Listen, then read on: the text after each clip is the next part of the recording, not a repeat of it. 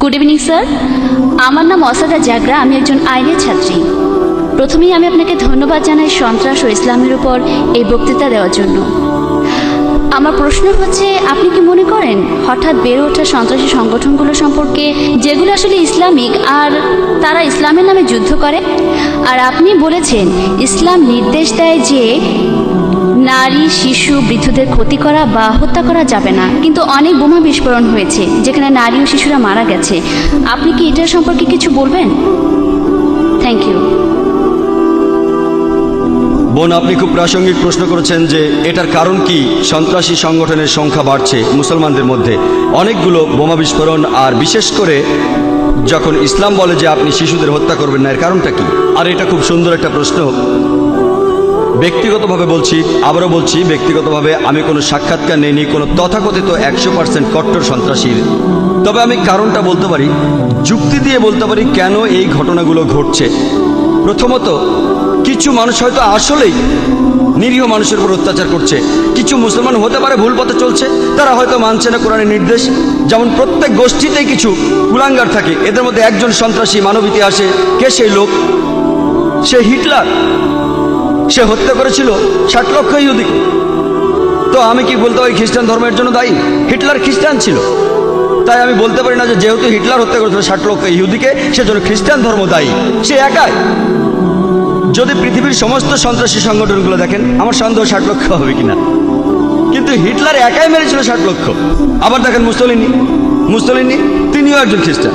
তাই যেহেতু মুসলিনি হত্যা করেছে হাজার হাজার নিরীহ মানুষ, তার অর্থ এই না যে আমি খ্রিস্টান ধর্মকে এর জন্য দায়ী করব। তাই কুলাঙ্গার থাকতে পারে প্রত্যেক ধর্মেই, কুলাঙ্গার, ওরা নিজেদের মুসলমান বলতেই পারে, আর এটা ভুল হতে পারে। 2 নম্বর পয়েন্ট, এটা হতে পারে ওই লোকগুলো হয়রানির শিকার। যদি প্রশ্ন করেন, আজকে কোনো ইন্ডিয়ান দেশের স্বাধীনতার জন্য যুদ্ধ করছে না। আপনি কি দেখেছেন কোনো ইন্ডিয়ান স্বাধীনতার জন্য যুদ্ধ করছে? না। কিন্তু 100 বছর আগে অনেকেই করেছেন। তো আপনি যদি প্রশ্ন করেন, ভাই জাকের, কেন 100 বছর আগে অনেক ইন্ডিয়ান তাদের স্বাধীনতার জন্য যুদ্ধ করত? কারণ ব্রিটিশ সরকার ইন্ডিয়া শাসন করত। এই কারণেই মানুষ স্বাধীনতার জন্য যুদ্ধ করত। আজকে ব্রিটিশ সরকার চলে গেছে, তাই কেউ আর স্বাধীনতার জন্য যুদ্ধ করছে না। সেজন্য হতে পারে এই মুসলমানরা হয়রানির শিকার হয়েছে, তাদের উপর অন্যায় করা হয়েছে। আর এই ধরনের ঘটনা পৃথিবীর বিভিন্ন জায়গায় ঘটছে, যেমন প্যালেস্টাইন। যদি আপনি ইতিহাস দেখেন তাহলে আপনি সেখানে দেখবেন, যদি আপনি ইতিহাস ঘাটেন আপনি দেখতে পাবেন যে তারা আসলেই হয়রানির শিকার হয়েছে। আর যখন কেউ তাদের সাহায্য করতে আসেনি, তাদের যা ছিল তাই নিয়ে তারা মোকাবেলা করেছে। যেমন ধরেন সেই ঘটনা যা বাইবেলে লেখা আছে, ডেভিড আর গোলিয়াথ, একটা পাথরে আনাপ ছিল। তাই দোষকার? দোষটা আমাদেরই, আমরাই দায়ী। কারণ আমরা এই সমস্যার মূল কারণ খুঁজছি না। যদি কোনো সন্ত্রাসী সংগঠন থাকে, আমাদের সেখানে গিয়ে দেখতে হবে, খুঁজে বের করতে হবে কি কারণে তারা সন্ত্রাসের পথ বেছে নিয়েছে। শুধুমাত্র এভাবেই সমাধান করা যেতে পারে। তাদেরকে হত্যা করে সমস্যার সমাধান করা যাবে না। আপনি একজনকে হত্যা করবেন, 10 জন আসবে। আমাদেরকে কি করতে হবে? পেছনে ফিরতে হবে, দেখতে হবে কারণটা কি, কোন কারণে আপনারা এই পথ বেছে নিয়েছেন। আমাদের খুঁজে বের করতে হবে মূল কারণ। এখানে উদাহরণ হিসেবে বলা যায় প্যালেস্টাইন। যখন হিটলার হত্যা করেছিল 60 লক্ষ ইহুদিদের তাড়িয়ে দেওয়া হয়েছিল জার্মানি থেকে। আর তখন প্যালেস্টাইনরা বলেছিল, আহলান ওয়া সাহলান, তোমরা আমার জ্ঞাতি ভাই, চলে এসো, আমাদের সাথে থাকো। ব্যাপারটা এরকম যে এক অচেনা লোককে বললাম কোনো অসুবিধা নেই, আমার ঘরে থাকো। কয়েক বছর পরে সে আমাকে ঘর থেকে তাড়িয়ে দিল। আর আমি যখন চিল্লাপাল্লা শুরু করলাম ঘরের বাইরে গিয়ে যে এই লোকগুলো আমার ঘর দখল করে নিয়েছে, তখন আপনি আমাকে সন্ত্রাসী বললেন। আমি কি সন্ত্রাসী? আমি আশ্রয় দিয়েছিলাম এক অচেনা লোককে, শুধুমাত্র মানবতার কারণে আশ্রয় দিয়েছিলাম আমার ঘরে। কয়েক মাস পরে সে আমাকে তাড়িয়ে দিল, আমি বললাম ঘর ফেরত চাই, আপনি আমাকে বললেন সন্ত্রাসী। কাকে দোষ দেব? দোষ আমাদেরই, আমরাই দোষী। আমাদেরই খুঁজে বের করতে হবে এই সমস্যার কারণটা কি। সর্বশক্তিমান আল্লাহ আমাদেরকে বুদ্ধি দিয়েছেন, এমনকি এই শক্তিও দিয়েছেন সবাইকে একত্রিত করার। যদি আপনি মূল কারণটা দেখেন, আপনি জানবেন যে কেন একজন মানুষ মরতে চায়। কে মরতে চায়? কে মরতে চায়? যে মানুষটা বলে যে আমি নিজে তো মরবই, তাহলে কেন আর কয়েকজন সঙ্গে নিয়ে মরবো না? তাহলে আপনি যদি কোনো মনোবিজ্ঞানীকে প্রশ্ন করেন, তিনি বলবেন যে মূল কারণে যেতে হলে এই লোকগুলোকে জিজ্ঞেস করতে হবে কেন তারা এসব করছে। আর অনেক সময় আপনি দেখবেন যে এর পেছনে কোনো না কোনো কারণ আছে। আর কারণটা হতে পারে তারা হয়রানির শিকার হয়েছে। আর কিছু মানুষ হতে পারে আসলে সন্ত্রাসী। কেউ মানুষকে ভয় দেখায় টাকার জন্য, কেউ খ্যাতির জন্য, কেউ রাজনীতির জন্য। তাই আমি একমত বোন, তবে বেশিরভাগই আমি মনে করি তাদের হয়রানি করা হয়েছিল। হতে পারে তারা মুসলমান, হতে পারে হিন্দু, হতে পারে খ্রিস্টান। একটা তীব্র প্রতিক্রিয়া দেখা দেবে যখন মানুষ আর সহ্য করতে পারে না, তার উপর যে অত্যাচার হচ্ছে, তখন সে প্রতিবাদী হয়ে ওঠে। আর মনোবৈজ্ঞানিক বলেন, আমি একজন ডাক্তার, আমি বলতে পারি যে তারা শোধ নেওয়ার চেষ্টা করবে, এটা মানুষের স্বভাব। তাহলে একজন মানুষ যে একটা আঙ্গুলও উঁচু করতে চায় না, কেন সে একটা বন্দুক হাতে তুলে নেবে? কেন? তাহলে আমাদের কি করতে হবে? আমাদের মূল কারণ খুঁজে বের করতে হবে আর চেষ্টা করে সমস্যার সমাধান করতে হবে। এটাই একমাত্র উপায় সবার ভালোর জন্য, যে এই সন্ত্রাস নিরীহ মানুষের উপর বন্ধ করতে হবে আর সব মানুষ যেন একসাথে থাকতে পারে এক জাতি হিসেবে। আমার নাম রবি কুমার, আমি একজন সফটওয়্যার ইঞ্জিনিয়ার। প্রথমে আমি অনুরোধ করছি আমার ইন্ডিয়ান ভাইদের যে সবসময় 11ই সেপ্টেম্বরকে যুক্ত করবেন না সন্ত্রাসের সাথে, কারণ অনেক ঘটনাই ঘটছে ইন্ডিয়াতে। প্রায় 20,000-এরও বেশি লোক মারা গেছে কাশ্মীরে, 2,000 মুসলমান ভাই মারা গিয়েছে গুজরাটে। তাই এখানে অনেক ঘটনাই ঘটে যাকে যুক্ত করা যায় সন্ত্রাসের সাথে শুধু ইন্ডিয়াতে। যেমন আমরা যোগ করতে পারি 13ই সেপ্টেম্বরকে সন্ত্রাসের সঙ্গে, আর যেদিন আকসাদামের মন্দিরে কিছু লোক ঢুকেছিল তাকে যুক্ত করা যায় সন্ত্রাসের সাথে। আমি ধন্যবাদ জানাই মিস্টার জাকির নায়েককে জেহাদ সম্পর্কে ভুল ধারণাগুলি পরিষ্কার করার জন্য।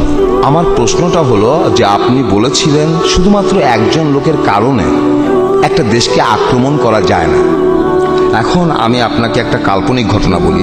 ধরেন আমি গেলাম কোনো একটা আরব দেশে, আমি খুব বড় ক্ষয়ক্ষতি করলাম, আমি সেখানে লক্ষ কোটি মানুষ মারলাম, তারপর আমি ইন্ডিয়াতে চলে এলাম। তারপর সেই দেশটা প্রমাণ দিল আমাকে, প্রমাণ দেখালো ইন্ডিয়ার সরকারকে, এই বলে যে লোকটা আমাদের দেশে এই ক্ষয়ক্ষতি করেছে। আর ইন্ডিয়ার সরকার বারবার বলছে যে প্রমাণটা যেটা তোমরা দেখিয়েছ সেটা যুক্তিপূর্ণ না। আর সেই প্রমাণটা দেখেছে অন্য দেশগুলো, তারা সবাই একমত। এখন ধরেন সেই দেশটা বারবার বলার পরও আমাকে ফেরত দেয়া হচ্ছে না, তখন কি কি পদক্ষেপ নিতে পারে এই দেশটা? একটু প্লিজ, আমি এখনো শেষ করিনি। এই দেশটার ব্যাপারে প্রমাণ আছে, আগেও ঘটেছে যে ছিনতাই করা বিমান তাদের দেশে এসেছে, তারা উৎসাহ দিয়েছে ছিনতাইকারীদের, তারা সন্ত্রাসীদের সুযোগ দিয়েছে সেই ছিনতাই করা বিমানটি নিয়ে সেই দেশ থেকে পালিয়ে যাওয়ার জন্য। যদি এই হয় দেশটার অবস্থা, তাহলে কি কি পদক্ষেপ নিতে পারে সেই অভিযোগকারী দেশটির ব্যাপারে? আপনি বলেন, ধরেন আমি আসলাম, অনেক ক্ষয়ক্ষতি করে ফেরত আসলাম ইন্ডিয়ার সরকার আমাকে ফেরত দেওয়ার জন্য তৈরি না। আর যে প্রমাণগুলো দেওয়া হয়েছে, আর ইন্ডিয়ার সরকার বারবার বলছে যে প্রমাণ আপনারা দিয়েছেন তা অকাট্য নয়, কি পদক্ষেপ নিতে পারে তখন সেই দেশটা? ভাই, আপনি খুবই সুন্দর একটা প্রশ্ন করেছেন। এটা খুবই প্রাসঙ্গিক প্রশ্ন, খুবই সুন্দর একটা তুলনা। যেসব ঘটনা ঘটছে 11ই সেপ্টেম্বর বাদে, যদিও আপনি নিজেই ফিরে গেছেন 11ই সেপ্টেম্বরে, যদি আপনি যান সৌদি আরবে অথবা অন্য কোনো আরব দেশে, যদি ক্ষয়ক্ষতি করেন এবং সৌদি আরব প্রমাণ দেয় এখানে যে আপনি আসলেই একজন অপরাধী, যদি ইন্ডিয়ান সরকার একমত না হয়, সৌদি আরব বা অন্য কোনো আরব দেশ বোমা মেরে আমাদেরকে উড়িয়ে দিতে পারে না। এই অনুমতি দেওয়া হয়নি। ইসলামে এই অনুমতি দেয় না যে হতে পারে আপনি একজন অপরাধী, হতে পারে আপনি লক্ষ লক্ষ মানুষ মেরেছেন, তারা এসে আপনাকে ধরতে পারে যদি ক্ষমতা থাকে। তারা বোমা মারতে পারে না নিরীহ লোকদের, এটা তারা করতে পারে না, এটার অনুমতি ইসলাম দেয় না। একই ঘটনা দেখেন এখানকার পরিস্থিতি, কাশ্মীর, গুজরাট, ওই আকসাদামে। আমি বলবো আগে যাই ঘটে থাকুক না কেন, কেন 2 সন্ত্রাসী ভিতরে ঢুকেছিল ইসলাম ধর্মে? আপনি মন্দির ধ্বংস করতে পারেন না, আপনি ধর্মীয় লোকদের হত্যা করতে পারেন না। কেউ যদি কোনো মন্দিরে যায় যেখানে উপাসনা করা হয়, গির্জায় যায় আর নিরীহ লোকদের হত্যা করে, এটা কোরআনের বিরুদ্ধে, এটা কোরআনের বিপক্ষে, তাই নিন্দা জানাবো। শুধু এই কারণে যে ওই 2 জন লোক যে কারণে থাকুক, তাদের কাছে একটা চিঠি ছিল যে তারা বিশ্বাস করে তারা এসেছে তাহারিক কিসাস থেকে। কিসাস একটা আরবি শব্দ যার অর্থ প্রতিশোধ নিতে পারেন। আর ওই চিঠিতে বলা হয়েছে যে এর কারণ হলো হতে পারে তাদের পরিবারকে হত্যা করা হয়েছে। যদি তাদের পরিবারকে হত্যাও করা হয়, তাও আপনার কোনো অধিকার নেই ওই 44 জনকে হত্যা করা। কারণটা হতে পারে অন্য কিছু, কিন্তু কাজটা ছিল ভুল। এই কারণে যে যদি তারা জানতো কে তাদের পরিবারের সদস্যদের হত্যা করেছে এবং সেখানে গিয়ে প্রতিশোধ নিত তাহলে ঠিক ছিল। কিভাবে তারা হত্যা করলো 44 জন নিরীহ লোককে। তাই এমনকি ইসলামেও যদি আপনি জানেন আসল অপরাধী কে, পবিত্র কোরআনের সূরা মায়দায় 32 নম্বর আয়াতে আছে, যদি কেউ কোনো মানুষকে হত্যা করে, যদি সেটা খুনের অপরাধ বা অন্য ধ্বংসাত্মক অপরাধ না হয়, তাহলে সে যেন হত্যা করলো পুরো মানব জাতিকে। শুধুমাত্র আপনি যদি জানেন যে ধ্বংসাত্মক কাজ করেছে বা কাউকে হত্যা করেছে, তাহলে তাকে হত্যা করতে পারেন, তা না হলে কাউকে হত্যা করতে পারেন না। ইসলাম নিন্দা করে যেন সে পুরো মানব জাতিকে হত্যা করলো। আশা করি উত্তর পেয়েছেন।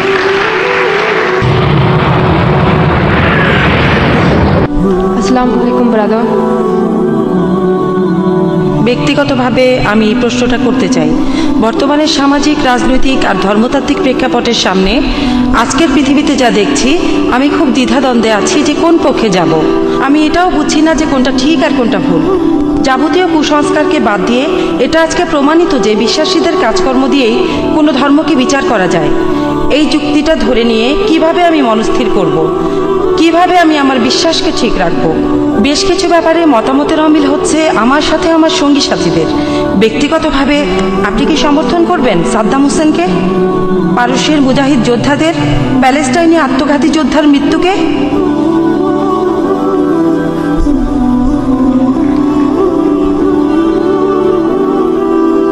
বোন, আপনি প্রশ্ন করেছেন পরস্পর বিরোধী দৃষ্টিভঙ্গি আর চিন্তাভাবনা নিয়ে। তিনি জানেন না কোনটা তার জন্য ঠিক, কার সাথে তিনি একমত হবেন, কার সাথে হবেন না, কি করা উচিত। তিনি আমাকে প্রশ্ন করেছেন যে আমি সমর্থন করি কি না যা ঘটেছে প্যালেস্টাইন মুজাহিদদের, যা হয়েছে সাদ্দাম হোসেনের ক্ষেত্রে ইত্যাদি। বোন, আমি আগেও বলেছি অনেক ক্ষেত্রে এগুলো হচ্ছে রাজনীতি। আমি তাই বলি যে সব কিছুর একটা লুকানো কারণ থাকে, কারণ আসলে আমি অনেক দেশে ভ্রমণ করি। আবারও বলি, ঠিক না বলে আল্লাহ মালুম, আমি বলতে পারি না যে ব্যাপারটা এই, কিন্তু আসলে এটার কারণ হাতে গোনা কিছু লোক আর রাজনীতিবিদরা, আবারও রাজনীতিবিদরা। তাহলে রাজনৈতিক কারণেই কাউকে বানানো হচ্ছে কোরবানির গরু, আর এটাই কারণ যে তারা দেখতে চায় যে কাজ হচ্ছে তাদের পক্ষে। আমি একজন মুসলমান হিসেবে যদি আমাকে প্রশ্ন করেন যে আমি কি করব, যদি কেউ আমাকে প্রশ্ন করে, আমি শুধু সত্যটাই বলবো।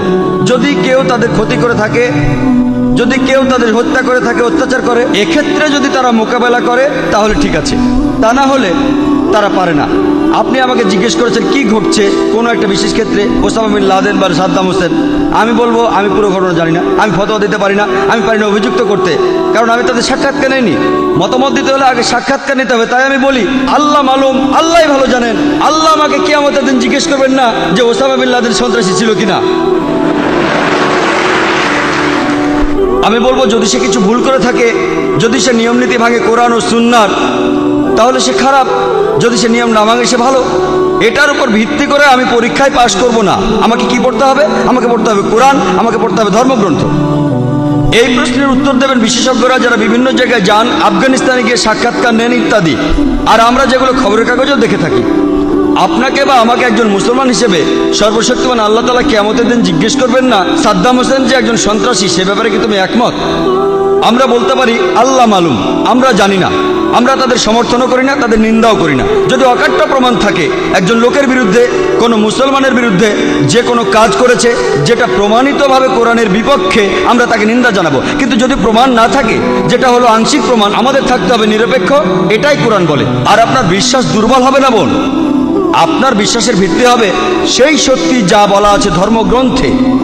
সবচেয়ে ভালো উপায় যেভাবে বিশ্বাস আনা যায় তা হলো কোরআন পড়া। আপনি কোনো খুঁত পাবেন না কোরআনে, আপনি পরস্পর বিরোধী কিছু পাবেন না কোরআনে।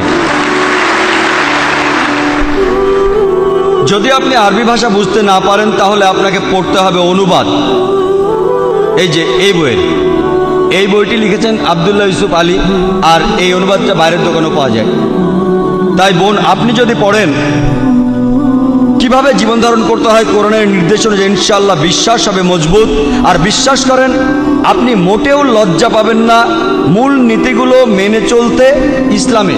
আপনার যদি যুক্তিবুদ্ধি থাকে তাহলে আপনি বুঝবেন কেন এই নীতিগুলো প্রণয়ন করা হয়েছে। আপনি বিশ্বাস করেন বোন, আমি ঘুরে বেড়াই পৃথিবীর বিভিন্ন দেশে, আমি কথা বলি, আমার মাথায় টুপি আছে, আমার দাড়ি আছে, আমি অনেক পশ্চিমা দেশে গিয়েছি, কখনো কোনো সমস্যায় পড়িনি। মাঝে মধ্যে কোনো মানুষ হয়তো প্রশ্ন করেছে, কিন্তু কোনো সমস্যা হয়নি। মানে কেন আমি ভয় পাবো সত্যি কথা বলতে? তাহলে যদি আপনার জ্ঞান থাকে ধর্মগ্রন্থ সম্পর্কে আর আপনার যুক্তিবুদ্ধি থাকে, আপনি গর্ববোধ করবেন। এমনকি আপনিও নিজেকে বলবেন আমার মতো, হ্যাঁ আপনিও নিজেকে বলবেন মৌলবাদী। আসসালামু আলাইকুম, আমি মোহাম্মদ ফজলুর রহমান আব্দুল্লাহ। স্যার, আমি বলতে চাচ্ছি 11ই সেপ্টেম্বর নিয়ে আমি এ ব্যাপারে কিছু বলতে চাই।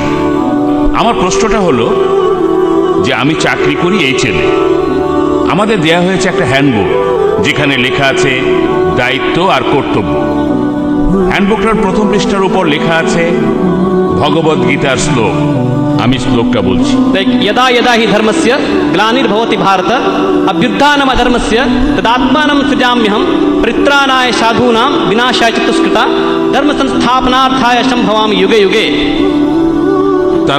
তারা বিশেষ করে উল্লেখ করেছে যে परित्राणाय साधूनां विनाशाय च दुष्कृता। যদি আপনি চান রক্ষা করতে সত্যকে অথবা ভালোকে, আপনাকে দূর করতে হবে খারাপ জিনিসকে, অন্য কোনো উপায় নেই। ঠিক আছে, তারপর আমি বলছি ওই শেষের দিকের শ্লোকটা হলো যে धर्म संस्थापनार्थाय संभवामि युगे युगे।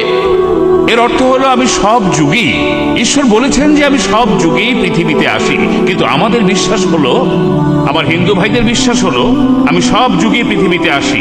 আমি বলবো মিস্টার জাকির নায়েককে এটার ব্যাখ্যা করতে, এই যে বিশ্বাসগুলো আমাদের আছে এগুলো ঠিক না ভুল। ধন্যবাদ।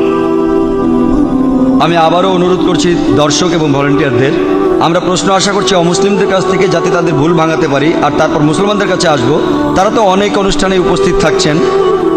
আমি চাইবো অমুসলিমরা বেশি করে প্রশ্ন করুন, আপনারা তো সুযোগ পান না, প্রত্যেকদিন ইসলামের উপর প্রশ্ন করার। ভাই একটা প্রশ্ন করেছেন, তার আগে একটা মন্তব্য করেছেন যে প্রমাণ একটা আছে ইন্টারনেটে আসল নকলের, সেটা হলো ওসামা বিন লাদেন নাকি নকল। আবারও এই প্রমাণটাতেও সন্দেহজনক কিছু থাকতে পারে। তাই আমি এক পক্ষ নিয়ে বলছি না আপনি যে প্রমাণটা পেয়েছেন সেটা ঠিক, এই প্রমাণটাও কারো বানানো হতে পারে যে লাদেন আমেরিকার শত্রু। তাই আমি এই প্রমাণটা তো বিশ্বাস করি না। আপনাকে হতে হবে নিরপেক্ষ। আপনি কোনো পক্ষ নিয়ে বলতে পারেন না যে হ্যাঁ ভাই ঠিক বলেছেন। জানেন এই প্রমাণটা দিয়েছে আর এই প্রমাণটা কারো বানানো হতে পারে, যেমন ঘটেছিল তেহেলকাতে। আপনি জানেন তেহেলকা, সেই অডিও ক্যাসেট আর ভিডিও ক্যাসেট। তো এই সব কিছু মিডিয়ার মনোযোগ আকর্ষণের ফোন দিয়ে, আমি মিডিয়ার লোক, আমরা জানি, আমরা চাইলে সব কিছু বদলাতে পারি, খুবই সোজা। মিডিয়াতে কোনো কিছু বদলে দেওয়া খুবই সোজা।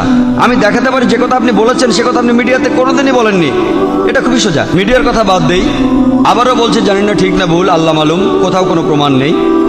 আপনার প্রশ্নে আসি। ভাই যে উদ্ধৃতি দিলেন সেটা আছে ভগবদ্গীতার 4th অধ্যায়ে। তিনি উদ্ধৃতি দিয়েছেন, তবে বলেননি কোথা থেকে। সেটা হলো ভগবদ্গীতার 4th অধ্যায়। যখনই পৃথিবীতে অধর্ম হয়, অসত্য আসে, মিথ্যে আসে, অরাজকতা আসে, তখনই সর্বশক্তিমান স্রষ্টা পৃথিবীতে আসেন এবং গ্রহণ করেন মানুষের রূপ, অবতার। আর তিনি দেখেন যে অরাজকতা চলছে, যে বিপদ চলছে, যে বিশৃঙ্খলা চলছে পৃথিবীতে, তিনি সব কিছু বন্ধ করতে আসেন অবতার বা মানুষের রূপ নিয়ে। এটা ঠিক, আমরা কি একমত? পার্থক্যটা হলো যে আমরা বলি মুসলমান হিসেবে, আমরা মুসলমানরা কি বলি যে সর্বশক্তিমান আল্লাহ তিনি তার দূত পাঠান, যখনই মানুষ বিপদে যায় সত্য থেকে তিনি দূত পাঠাতে থাকেন। যেমন পবিত্র কোরআনে সূরা রাদের 7 নম্বর আয়াতে উল্লেখ আছে যে ওয়ালিকুল্লি কওমিন হাদ। আল্লাহ আরো বলেছেন পবিত্র কোরআনে সূরা ফাতির 24 নম্বর আয়াতে মিন উম্মাতিন ইল্লা খালা ফিহা নাযীর। এমন কোন সম্প্রদায় নাই যাহার নিকট সতর্ককারী প্রেরিত হয় নাই। আমরা যা বলি তা হলো সর্বশক্তিমান আল্লাহ দূত পাঠান, যেমন আদম, মুসা, ঈসা, মুহাম্মদ সাল্লাল্লাহু আলাইহি সাল্লাম, তারা সবাই প্রেরিত দূত সর্বশক্তিমান আল্লাহর। হিন্দুরা বিশ্বাস করে অবতারবাদী, ঈশ্বর মানুষের রূপ নেন।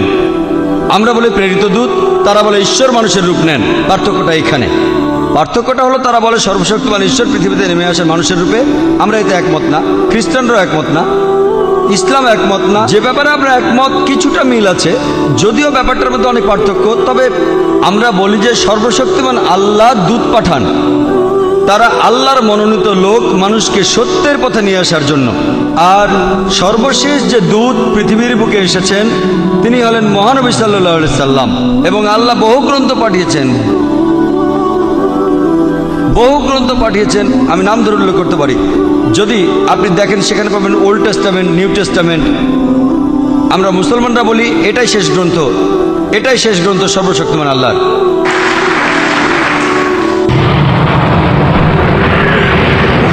গুড ইভিনিং স্যার, আমার নাম রাজকুমার, আমি মেডিকেল ফাইনাল ইয়ারের ছাত্র স্ট্যানলি মেডিকেল কলেজে। আমার প্রশ্নটা হলো, ইন্ডিয়ান মুসলমানরা কেন সবসময় ইন্ডিয়ান সিভিল কোর্টের বিরোধিতা করে? কেন ইন্ডিয়ার মুসলমানরা কমন সিভিল প্রসিডিওর কোর্টের বিরোধিতা করে? ধন্যবাদ ভাই, আপনি খুব সুন্দর একটা প্রশ্ন করেছেন যে কেন মুসলমানেরা বিরোধিতা করে কমন সিভিল কোর্টের। ভাই, আমি কমন সিভিল কোর্টের পক্ষে, কিন্তু সেই কমন সিভিল কোর্টকে হতে হবে সবচেয়ে স্বচ্ছ, যেখানে ন্যায় বিচার পাওয়া যায়। আমি এর পক্ষে। এমনকি যদি ইন্ডিয়ার সমস্ত মুসলমানেরা এর বিরোধিতা করে, আমি ডাক্তার জাকির নায়েকের পক্ষে, এবং আমি তর্ক করতে রাজি, আমি কথা বলতে রাজি আছি, যুক্তির সাথে আলোচনা করতে, কোন নিয়মটা সবচেয়ে সেরা, কোন আইনটা সবচেয়ে সেরা। আর আপনারাই বের করেন যে আইনটা সবচেয়ে বাস্তবসম্মত, সেটা প্রয়োগ করুন। আমি এখানে বলবো যে সারা ইন্ডিয়াতে কমন সিভিল কোর্ট একটাই থাকুক, ক্রিমিনাল কোর্টও, শুধু সিভিল কোর্ট কেন, কমন সিভিল কোর্ট থাকুক, কমন ক্রিমিনাল কোর্টও থাকুক। কিন্তু আমাদের আগে ঠিক করতে হবে যে কোন আইনটা সবচেয়ে সেরা। যেমন একজন হিন্দু মহিলা আমাকে জিজ্ঞেস করেছিলেন যে কেন ইসলাম একজন পুরুষকে একাধিক স্ত্রী রাখার অনুমতি দেয়। আমি উত্তর দিয়েছিলাম এবং প্রশংসা পেয়েছিলাম। এই উত্তরে একমত হলে আপনাকে কমন সিভিল কোর্টে লিখতে হবে যে একজন পুরুষ একজনের বেশি স্ত্রী রাখতে পারবেন। আমরা জানি পৃথিবীতে মহিলার সংখ্যা পুরুষের চেয়ে বেশি, এর জন্য কোনো সমাধান নেই, কোনো ধর্মের সমাধান দেয়নি। যদিও কোনো ধর্ম বলে না যে মাত্র একটাই বিয়ে করুন, শুধুমাত্র কোরআন ছাড়া। আমি একটা উদাহরণ দিয়েছিলাম যে হিজাবের সঙ্গে ধর্ষণের সম্পর্ক। আমি উপমা দিয়েছিলাম যে সবচেয়ে কঠিন যে শাস্তিটা আমরা দিতে পারি, যে সর্বোচ্চ শাস্তিটা আমরা দিতে পারি, যার ফলাফল সবচেয়ে ভালো, যেমন ইসলাম বলে মহিলাদের হিজাব পরা উচিত। কোনো পুরুষ কোনো মহিলাকে দেখলে তার দৃষ্টি নিচু করবে, তারপরেও যদি কোনো পুরুষ ধর্ষণ করে সে সর্বোচ্চ শাস্তি পাবে, সেটা হলো মৃত্যুদণ্ড। আমি আমেরিকার পরিসংখ্যান দিয়েছিলাম যে 1990 সালে FBI এর রিপোর্ট অনুযায়ী 1756টি ধর্ষণ সংঘটিত হয়েছে প্রত্যেক দিন 1990 সালে। 1996 সালে US ডিপার্টমেন্ট অফ জাস্টিসের রিপোর্ট অনুযায়ী 2713টি ধর্ষণের ঘটনা ঘটেছে প্রত্যেক দিন 1996 সালে। অর্থাৎ প্রতি 32 সেকেন্ডে একটি ধর্ষণ ঘটছে। আমরা এখানে যে 2 ঘন্টা ধরে আছি, আমেরিকায় 200-রও বেশি ধর্ষণের ঘটনা ঘটে গেছে এই সময়ের মধ্যে। আমি বলছি যদি আপনারা ইসলাম শরিয়া মেনে চলেন যে যখনই কোনো পুরুষ মহিলার দিকে তাকাবে সে তার দৃষ্টি নিচু করবে, প্রত্যেক মহিলা ইসলামী হিজাব পরবে, পুরো শরীর ঢাকা থাকবে মুখ ও হাতের কবজি বাঁধে, তারপরও যদি কেউ ধর্ষণ করে সে সর্বোচ্চ শাস্তি পাবে। আমি একটা প্রশ্ন করছি, ধর্ষণের হার কি তাতে বাড়বে, একই রকম থাকবে নাকি কমে যাবে? এটা কমে যাবে, এটাই বাস্তব আইন। আর আপনারা দেখবেন একটা অনুষ্ঠান দেখিয়েছিল বিবিসিতে, যেখানে বলা হচ্ছিল নাইজেরিয়া সম্পর্কে তারা ইসলামী শরিয়া প্রয়োগ করেছিল, ধর্ষণের শাস্তি মৃত্যুদণ্ড, আর তখনই ধর্ষণের ঘটনা সেখানে কমে গিয়েছিল। পৃথিবীতে সবচেয়ে কম ধর্ষণের ঘটনা ঘটে সৌদি আরবে। আমি সৌদি আরবের পক্ষে বলছি না, তবে যেটা ভালো তার প্রশংসা করা উচিত। আমি অভিনন্দন জানাই LK আদবানিকে। আমার মনে পড়ছে কয়েক বছর আগে 1999 সালে অক্টোবর মাসে তিনি একটা বিবৃতি দিয়েছিলেন স্বরাষ্ট্রমন্ত্রী হিসেবে যে মৃত্যুদণ্ডই হবে একজন ধর্ষকের শাস্তি। তাকে অভিনন্দন জানাই, তিনি ইসলামের কাছাকাছি এসে গেছেন। হয়তো এর পরে স্বরাষ্ট্রমন্ত্রী বলবেন যে সব মহিলাদের হিজাব পরা উচিত। হ্যালো, আসসালামু আলাইকুম। আমার নাম ইয়াসির ফাহামি, আমি এসেছি ইরান থেকে। আমি যেটা জানতে চাই, আপনি নিশ্চয়ই সালমান রুশদির স্যাটানিক ভার্সেস পড়েছেন। একজন মুসলমান হিসাবে কেউ বইটা পছন্দ করবে না। আপনি কি মনে করেন যে ইমাম খোমেনি যা করেছিলেন তিনি কি ফতোয়াটা দিয়ে ঠিক করেছিলেন? এটাই আমার মূল প্রশ্ন। ইমাম খোমেনি যা করেছিলেন ফতোয়া জারি সালমান রুশদির বিরুদ্ধে, সেটা কি ঠিক ছিল? আপনি প্রশ্ন করেছেন সালমান রুশদি সম্পর্কে ইমাম খোমেনি যে ফতোয়া জারি করেছিলেন সেটা ঠিক ছিল কিনা। আমার প্রশ্ন হচ্ছে কেন ইমাম খোমেনি ফতোয়া জারি করলেন 1 বছর পরে? যে দেশ সবার আগে সালমান রুশদির স্যাটানিক ভার্সেস নিষিদ্ধ করেছিল সেটা ইন্ডিয়া। আর আমি এই কাজটার জন্য রাজীব গান্ধীকে অভিনন্দন জানাই। কেন ইমাম খোমেনি সালমান রুশদিকে হত্যা করার ফতোয়া দিলেন 1 বছর পরে? কারণ তাকে নিয়ে কোনো খবর হচ্ছিল না। সবই রাজনীতি। রাজনীতির খেলা। আপনি যদি ফতোয়া দিতে চান আপনি সেটা দেবেন। বইটি পৃথিবীর বিভিন্ন দেশে সমালোচিত হয়েছে, অনেক দেশ নিষিদ্ধ করেছে, আর তিনি ফতোয়া দিলেন তাকে হত্যা করতে হবে। ঠিক না বেঠিক সেটা পরের কথা। এটাই হচ্ছে রাজনীতির খেলা, রাজনৈতিক সুবিধা, এইসবই রাজনীতির খেলা। কিন্তু রাজীব গান্ধী যা করেছিলেন হয়তো তিনি এটা জানতেন না। আমি আগেও এই স্যাটানিক ভার্সেস নিয়ে কথা বলেছি, যদিও বইটা ইন্ডিয়াতে নিষিদ্ধ, আমি বইটা পড়েছি। হয়তো জানেন সালমান রুশদি বলে যে সে মুসলমান ছিল, সে কাউকেই বাদ দেয়নি। তার বইতে সে রানী এলিজাবেথকে ছোট করেছে।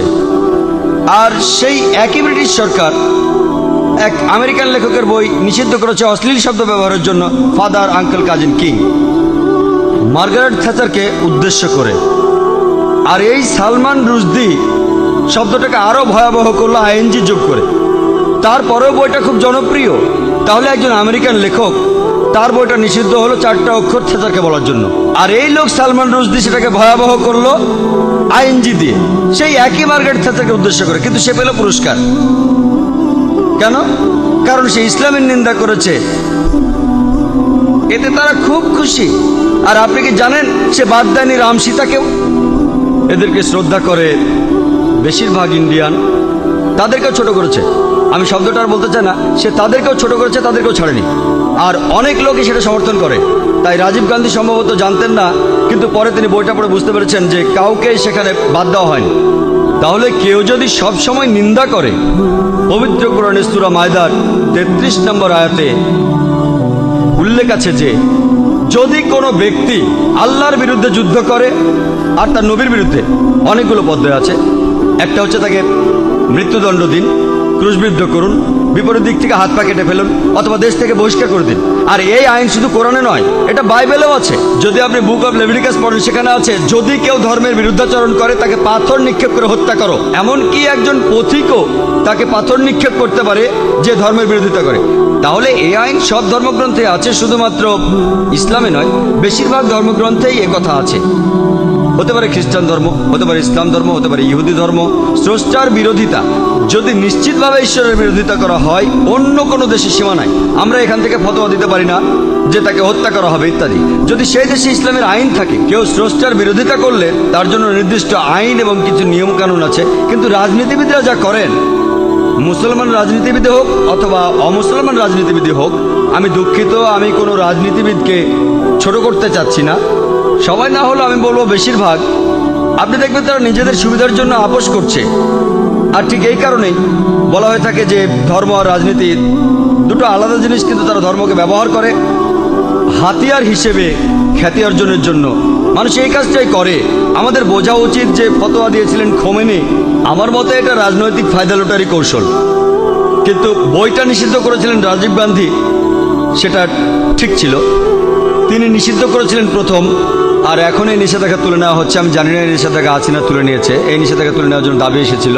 তবে কেউ যদি স্রষ্টার বিরোধিতা করে, ইসলাম বলে, খ্রিস্টান ধর্ম বলে, খ্রিস্টান ধর্মে থেকে পাথর মেরে হত্যা করতে হবে। ইসলাম ধর্মে 4টা পথ আছে, হত্যা থেকে বহিষ্কার পর্যন্ত। খ্রিস্টান ধর্মে একটাই পথ, শুধুমাত্র পাথর মেরে হত্যা করা। ইসলামের 4টা পথ আছে, বেছে নিতে পারেন। খ্রিস্টান ধর্মে শুধুই পাথর মেরে হত্যা করা। আশা করি আপনি উত্তরটা পেয়েছেন। গুড ইভিনিং স্যার, আমি টি অনুরাগনী, একজন আইনের ছাত্রী।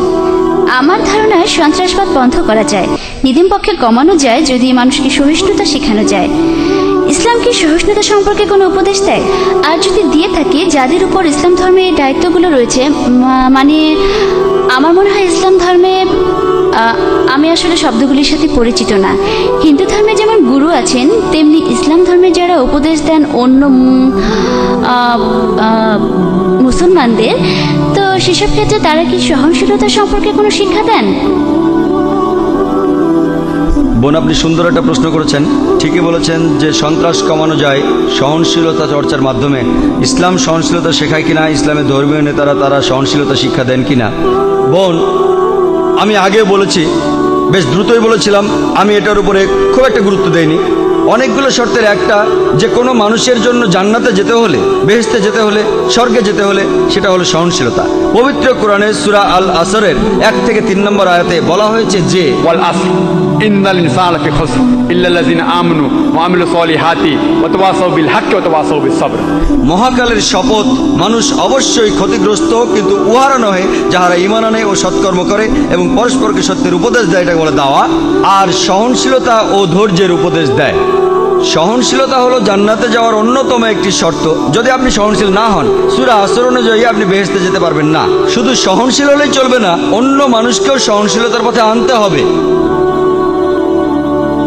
তবে সহনশীলতা শব্দটার অনেক রকম অর্থ করা যায়, আর বিশেষজ্ঞরা বলবেন সহনশীলতারও একটা সীমা আছে। সহনশীলতা বলতে কি বোঝেন? ভালো, কেউ যদি আপনার সাথে অন্যায় কিছু করে, আপনি প্রতিশোধ নিলেন না, খুব ভালো, কতদিন করবেন? তাই সহনশীলতারও একটা সীমা আছে। আর ইসলাম ধর্মে জালিম সেই লোক যার কাজ হলো জুলুম করা। অর্থাৎ আপনি বলতে পারেন যে ক্ষতি করে সবার। জালিম রয়েছে দুই প্রকার। এক প্রকার সে ক্ষতি করে অন্য মানুষের, আরেক প্রকার সে ক্ষতি করে নিজের। দুই প্রকার জালিম রয়েছে, দুইজনকে বলা হয় জালিম। একজন জুলুম করে অন্যের উপর, আরেকজন করে জুলুম নিজের উপর। আমাদের প্রিয় নবী সাল্লাল্লাহু আলাইহি সাল্লাম বলেছেন, এর উল্লেখ আছে সহিহ মুসলিম হাদিসে, যদি তোমার চোখের সামনে অন্যায় কিছু ঘটে, যদি তুমি পারো সেটা বন্ধ করো তোমার হাত দিয়ে। যদি হাত দিয়ে বন্ধ করতে না পারো, বন্ধ করো তোমার মুখ দিয়ে, তোমার জিহ্বা দিয়ে। যদি জিহ্বা দিয়ে বন্ধ করতে না পারো, অন্ততপক্ষে মনে মনে নিন্দা করো যে কাজটা অন্যায়। আর তুমি যদি এটা করো, তুমি একেবারে নিচের স্তরের বিশ্বাসী, নিচের স্তরে। তাই আমাদের কি করতে হবে? সহনশীল হতে হবে, অন্যকে হতে বলতে হবে। যেমন আল্লাহ বলেছেন পবিত্র কোরআনে সূরা বাকারার 153 নম্বর আয়াতে, ইন্নাল্লাহা মা'আস সাবিরিন, নিশ্চয়ই আল্লাহ সবরকারীদের সাথে আছেন। যখন তুমি সবর করো, খেয়াল রাখবে যেন সীমা অতিক্রম না করে। এরও একটা সীমা আছে, সহনশীলতার একটা সীমা আছে। কোনো কিছু সীমা ছাড়ানোর আগে যদি আপনি দেখেন একজন মহিলাকে ধর্ষণ করা হচ্ছে, আপনি ওই মহিলাকে বলতে পারেন না সহ্য করেন, সমস্যা নেই। যদি আল্লাহ আমাকে শক্তি দিয়ে থাকেন, আমি যদি দেখি একজন মহিলা ধর্ষিত হচ্ছেন, আমি সেটা বন্ধ করার চেষ্টা করবো হাত দিয়ে। যদি না পারি তাহলে বলবো, আরে ভাই সাহেব ধর্ষণ করবেন না। মুম্বাইয়ের একটা খবর, একটা বাচ্চা মেয়ে, 13 বছরের একটা বাচ্চা মেয়ে, তাকে ধর্ষণ করেছে এক লোক। সেখানে 5 জন যাত্রী ছিল, তাদের মধ্যে একজন আপত্তি তুলল, সবাই বাধা দিয়েছিল। আরে 5 জন লোক একটা মাতালকে আটকে দিতে পারতো, মাতাল, কিন্তু তারা কিছুই করেনি। মানবতার হয়েছেটা কি? মানুষ আজ কোথায় গিয়ে দাঁড়িয়েছে? 5 জন জোয়ান লোক সামলাতে পারে না একজন মাতালকে, যে মেয়েটাকে ধর্ষণ করছে। এটা কি সহনশীলতা? আমি বলবো কাপুরুষতা। সেজন্য আমি বলছি, যদি এই 5 জন লোক সন্ত্রাসী হতো, সন্ত্রাসী মানে যারা অসামাজিকদের মনে ভয় জাগায়, ওই মাতালটা এই কাজ করার সাহস পেত না। তাহলে বোন, আমরা উৎসাহ যোগাবো, চেষ্টা করব যাতে মানুষ আরো সহনশীল হয়, একই সাথে তারা যেন কাপুরুষ না হয়। খেয়াল রাখতে হবে অসামাজিক যা কিছু আছে সেগুলো যেন কমে যায়। আর সবাইকে একসাথে চেষ্টা করতে হবে, দেখতে হবে ওই লোকগুলো, ওই অসামাজিক লোকগুলো যেন অন্যায় থেকে বিরত থাকে। আশা করি উত্তর পেয়েছেন। হ্যালো, আমার নাম বিদীপক, আমি একজন চার্টার অ্যাকাউন্টেন্ট। আমি আপনাকে একটা প্রশ্ন করতে চাই, সেটা হলো, স্যার, তালিবান সরকার একটা ফতোয়া জারি করেছিল বামিয়ানে বৌদ্ধ মূর্তি ধ্বংস করার জন্য। বলা হয়েছিল সেটা ইসলামের বিরুদ্ধে। আমি জানতে চাই এটা আসলে ইসলামের বিরুদ্ধে কি না। এটা কি আসলে সেই পথ যেটা শয়তানের দেখানো পথ, যে ব্যাপারে মুসলমানদের সতর্ক থাকতে হবে? ভাই, আপনি যে প্রশ্নটা করেছেন একই প্রশ্ন আমাকে করা হয়েছিল আমি যখন সুরাটে বক্তৃতা দিচ্ছিলাম। ঘটনাটা ঘটার মাত্র কয়েকদিন পরের কথা, তখন এটা বেশ গরম খবর ছিল। তালেবানরা ধ্বংস করছিল সেই সময় বামিয়ানের বুদ্ধ মূর্তিগুলো। ভাই আমাকে প্রশ্ন করেছেন যে এটা কি ইসলামের বিরুদ্ধে ইত্যাদি। একই প্রশ্ন আমাকে একজন অমুসলিম জিজ্ঞাসা করেছিল সুরাটে, যে কাজটা ঠিক না ভুল। আর তখন কিছু পরস্পরবিরোধী খবর শোনা গিয়েছিল, আসলে তারা মূর্তিগুলো ধ্বংস করেছে কিনা।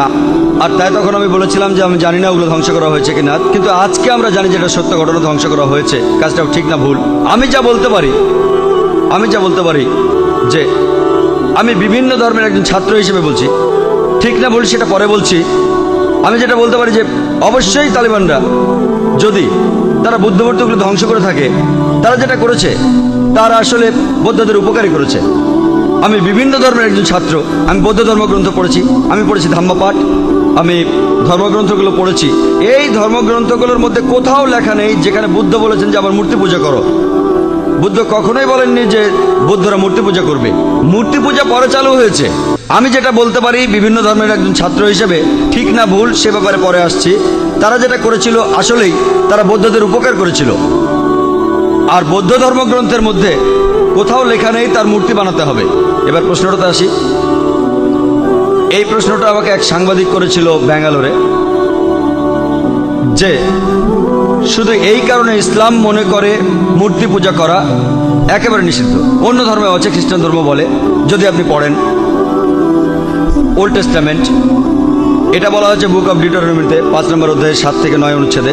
এছাড়া বুক অফ এক্সোডাসে 20 নম্বর অধ্যায়ে 3 থেকে 5 নম্বর অনুচ্ছেদে বলা হয়েছে আমাকে ছাড়া অন্য কারো উপাসনা করো না, আমার উপাসনা করতে কোনো প্রতিমা তৈরি করো না, আমার কোনো রূপক তৈরি করো না উপরের স্বর্গ নিচের পৃথিবী অথবা পৃথিবীর নিচের সমুদ্র থেকে।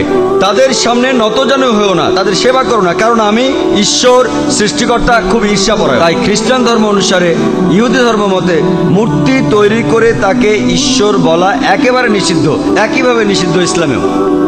তো আমি যখন উত্তর বললাম তারা বৌদ্ধদের উপকার করলো, তখন প্রশ্ন করেছিল যে মূর্তি ভেঙে এই তালেবানরা তারা কি দুঃখ কষ্ট দেয়নি লক্ষ লক্ষ বৌদ্ধদের? আমি বলেছিলাম হ্যাঁ। তাহলে ইসলাম কি অনুমতি দেয় লক্ষ লক্ষ বৌদ্ধদের দুঃখ কষ্ট দেওয়ার? আমি সেই সাংবাদিককে প্রশ্ন করেছিলাম কি করা যাবে যদি ইন্ডিয়ান সরকার ধরে ফেলে বেশ কিছু ড্রাগস, কোকেন, ব্রাউন সুগার, যার দাম 10 কোটি টাকা, প্রায় $1.5 মিলিয়ন দামের ড্রাগস ধরলো, তারা কি করবে ইন্ডিয়ান সরকার? সেই সাংবাদিক বললেন যে ইন্ডিয়ান সরকার সেটা পুড়িয়ে ফেলবে। আমি বললাম ভালো। তারপর বললাম আপনি কি জানেন এই পৃথিবীতে লক্ষ লক্ষ মানুষের কাছে ড্রাগস ঈশ্বর? তাহলে আপনি কি ইন্ডিয়ান সরকারের সাথে একমত হবেন না, তাদের বিপক্ষে যাবেন যে তারা ধ্বংস করেছে লক্ষ লক্ষ মাদক সেবীদের ঈশ্বরকে? কারণ ইন্ডিয়ান সরকার মনে করে যে ড্রাগস ক্ষতি করে শরীরের জন্য, তারা যা করছে ঠিক করছে, যদিও সেটা কষ্ট দিচ্ছে লক্ষ লক্ষ ড্রাগ অ্যাডিক্টেডদের, কিন্তু এটা ঠিক না জেনেই তারা পুড়িয়ে ফেলছে। আপনি সেখানে গিয়ে ইন্ডিয়ান সরকারকে বলতে পারেন না যে কেন ড্রাগস পড়াচ্ছেন, অ্যাডিক্টেডদের খারাপ লাগবে।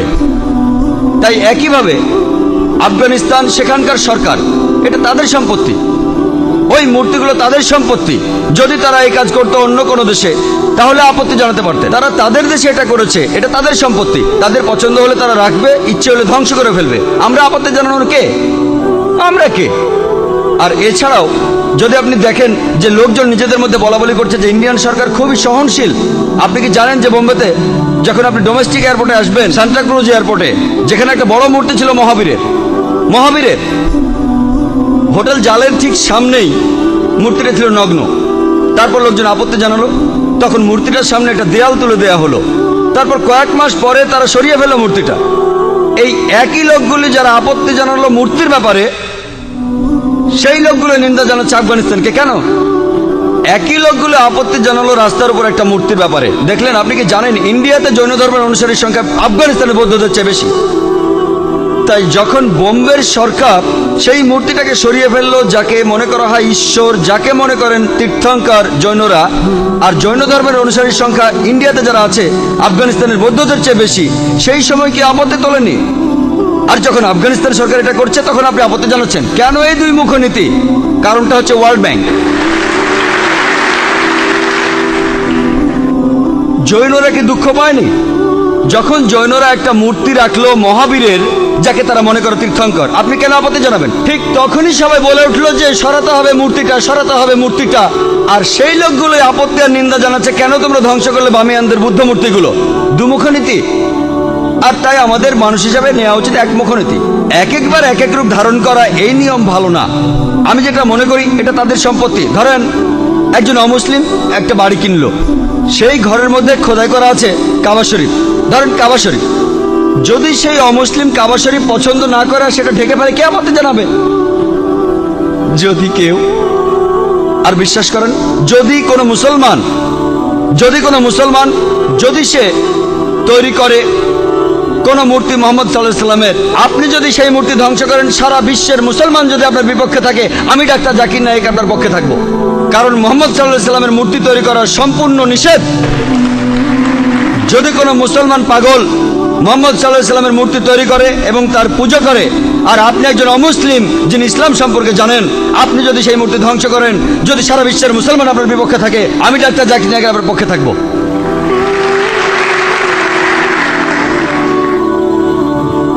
মিস্টার জাকির নায়েক, ইসলাম ধর্ম কি বলে অন্য ধর্ম বা ধর্মীয় দেবতাদের অপমান বা ছোট করার ব্যাপারে? আমি এই প্রশ্নটা যে কারণে করেছি যে যখন একজন ইন্ডিয়ান চিত্রশিল্পী, যিনি একজন মুসলমান, তিনি এঁকেছেন হিন্দু দেবী সরস্বতীকে নগ্ন অবস্থায়, যেখানে সবাই প্রশংসা করেছিল যে এটা মত প্রকাশের স্বাধীনতা। আর প্রত্যেক ইন্ডিয়ান এবং সমর্থকই যখন সালমান রুশদি একটা বই লিখেছিল ইসলাম সম্পর্কে, যখন বইটা রাজীব গান্ধী নিষিদ্ধ করলেন, প্রায় প্রত্যেক ইন্ডিয়ানই সেটা সমর্থন করেছিল। কিন্তু যখন হুসেন আঁকলেন একজন হিন্দু দেবীকে নগ্নভাবে, ইন্ডিয়ার রাজনৈতিক দলগুলো, বিশেষ করে কমিউনিস্ট দলগুলো, তারা বলেছিল যে এটা মত প্রকাশের স্বাধীনতা, তিনি যা খুশি আঁকতে পারেন। এখন ইসলামের সম্পর্কে কি বলে অন্য ধর্মের দেবতাদের অপমান করা সম্পর্কে? ভাই, আপনি যে মুসলমান শিল্পীর কথা বলেছেন, তিনি FM হোসেন, নাম বলেননি, হয়তো জানেন না বা জেনেও বলতে চাননি। FM হোসেন বোম্বেতে থাকেন, আমিও শহর থেকে এসেছি। তিনি কিছু ছবি এঁকেছেন সরস্বতী দেবীর নগ্নভাবে, আর অনেক সাংবাদিকই তাকে সমর্থন করেছেন যে এটা মত প্রকাশের স্বাধীনতা। আপনি আমার মতামত জানতে চান? প্রথম কথা, কোনো মহিলা দেবী হোক বা না হোক, তার নগ্ন ছবি আঁকা ইসলামে সম্পূর্ণ হারাম। হোক সে মুসলিম বা অমুসলিম, এটা একেবারে অনৈতিক, অমানবিক। কেন আপনি আপনার মেয়েকে বিক্রি করবেন? কেন আপনি পিছিয়ে যাবেন? দেখেন পশ্চিমা কালচারে কি হচ্ছে। তারা বিক্রি করছে আমাদের বোনদের, বিক্রি করছে মায়েদের। একটা বিখ্যাত অ্যাডের নাম শুনেছিলাম, বিএমডাব্লিউ গাড়ির। বিএমডাব্লিউ গাড়ির নাম শুনেছেন? এটা অনেকটা মার্সিডিজের মতো, ধনী লোকদের জন্য মার্সিডিজ খুব দামি একটা গাড়ি। সেই বিজ্ঞাপনে আমি দুঃখের সাথে বলছি, আমি শুনেছিলাম যে এক মহিলা বিকিনি পরে দাঁড়িয়ে আছে, গাড়ির সামনে উপরে লেখা আছে তাকে পরীক্ষামূলকভাবে চালানো শুরু করো এখনই। কাকে? গাড়ি না মেয়েটাকে? গাড়ির সামনে ওই মেয়েটার কি প্রয়োজন ছিল? তাহলে এই সব কিছুই মত প্রকাশের স্বাধীনতার নামে মেয়েদের অপমান করা। FM হোসেন যা করেছেন সেটা সম্পূর্ণ ভুল। মূল প্রশ্নতে আসি, আপনি কি সমালোচনা করতে পারেন অন্যান্য ধর্মের দেবতাদের? পবিত্র কোরআনে সূরা আনামের 108 নম্বর আয়াতে উল্লেখ আছে যে তাদের নিন্দা করো না, তাদের ছোট করো না যারা অন্য কারো উপাসনা করে আল্লাহকে বাদ দিয়ে, বরং তারাই না জেনে নিন্দা করে আল্লাহ সুবহানাহু ওয়া তাআলার। কোরআন বলছে নিন্দা করো না ওই দেবতাদের যারা তাদের উপাসনা করে আল্লাহকে ছাড়া, বরং তারাই না জেনে নিন্দা করে আল্লাহ সুবহানাহু ওয়া তাআলার। তাই ইসলাম ধর্মে এটা নিষিদ্ধ। আরও নিন্দা করা কোন ধর্মের দেবতাকে, যদিও আপনি তাকে মানেন না, এটা নিষিদ্ধ। একই কথা কোরআনে সূরা আনামের 108 নম্বর আয়াতে বলা হয়েছে। আর FM হোসেন যা করেছেন, একটা নগ্ন ছবি এঁকেছেন, এটা ইসলামে সম্পূর্ণ নিষিদ্ধ। আশা করি উত্তরটা পেয়েছেন।